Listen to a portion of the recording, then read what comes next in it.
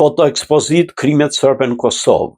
Kaluan 25 vjetë që kundohen masakrat më të tmerrshme serbe në Kosovë, ku popullata civile shqiptare pa mbrojtur dhe pa armatosur u bë viktimë. Këto ngjarje përfshin 13.950 gra, pleqe, fëmijë të ekzekutuar në praje të shtëpive të tyre, 20.000 femra të dhunuara dhe 6.000 të zhdukur dhe mbi 1.620 persona ende të pagjetur sot.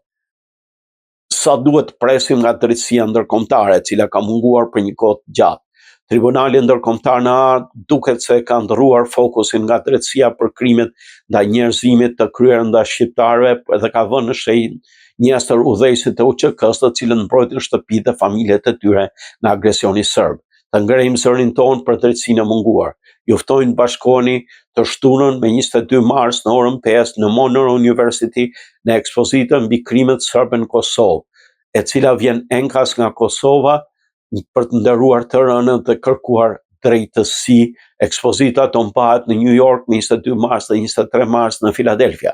Ky aktivitet është organizuar nga OJQ for New Life Kosovo dhe Këshilli Koordinues i Asociacionit Shoqata e Familjarëve të Zhdukurët të Kosovës.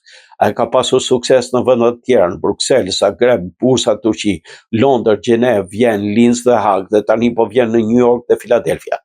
Drejtësia e vonuar është një refuzim i saj. Ne nuk duam të presim një çerek shekulli. Gjaku të rënur dhe historia nuk do na falin.